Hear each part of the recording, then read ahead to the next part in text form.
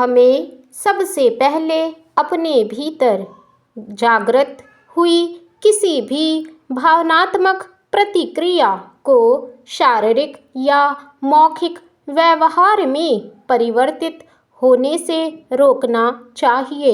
इसका उद्देश्य स्वयं को संभालना है ताकि हम नियंत्रण करना सीख जाएं। मुझे एक तिब्बती कहानी याद आती है।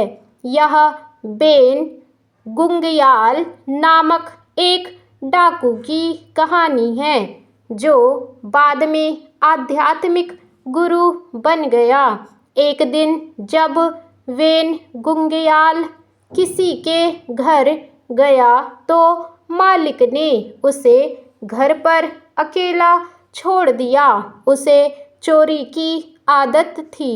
उसका दायां हाथ जैसे ही किसी चीज को उठाने के लिए आगे बढ़ा तो उसने स्वयं को रोक लिया और अपने बाएं हाथ से दायां हाथ पकड़ लिया और फिर जोर से चिल्लाया, चोर चोर। यदि हम स्वयं को नियंत्रित करना चाहते हैं तो इसके लिए हमें जानना होगा कि विनाशकारी और कष्टप्रद भावनात्मक अनुभव शारीरिक तौर पर हमें किस तरह प्रभावित करते हैं। उदाहरण के लिए गुस्सा आने पर कैसा महसूस होता है? क्या हृदय की धड़कन में बदलाव आता है? क्या चेहरे पर तनाव उभरता है? क्या हमारी मांसपेशियों में तनाव पैदा होता है? ईर्ष्या और वैमनस्य के भाव उठने पर कैसा महसूस होता है? आपको शायद पेट या सीने में ये भाव उठते हुए महसूस होते हैं।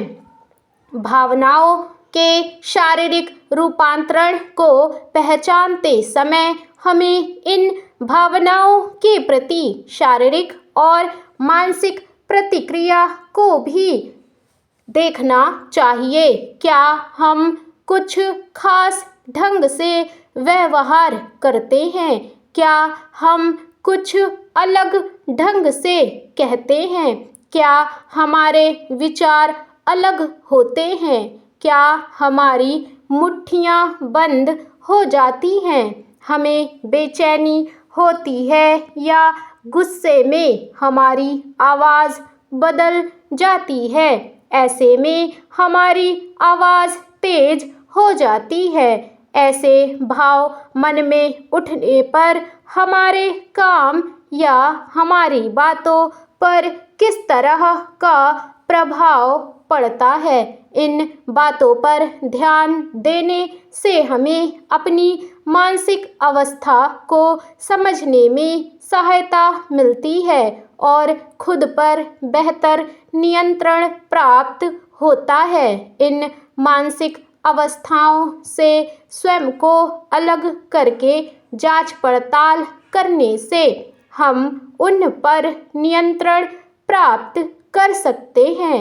एक बार इस प्रक्रिया से परिचित होने के बाद आपको अपने व्यवहार और प्रतिक्रिया को नियंत्रित करने में सफलता मिलने लगती है। फिर आप उस श्रृंखला से पीछे हटकर विनाशकारी भाव को विस्फोटक अवस्था तक पहुंचने से रोक सकते हैं। दूसरे शब्दों में, आप उस क्षण खुद को शांत रखिए। इससे आप सतर्क हो जाएंगे। अपना ध्यान परेशानी से हटा लेना चाहिए अथवा उस परिस्थिति को सकारात्मक ढंग से भी देखना चाहिए। कई बार वास्तविक स्थिति बुरी होने पर उसके कारणों और परिस्थितियों के संदर्भ में घटना को देखने से भी नकारात्मक प्रतिक्रिया कम हो जाती है।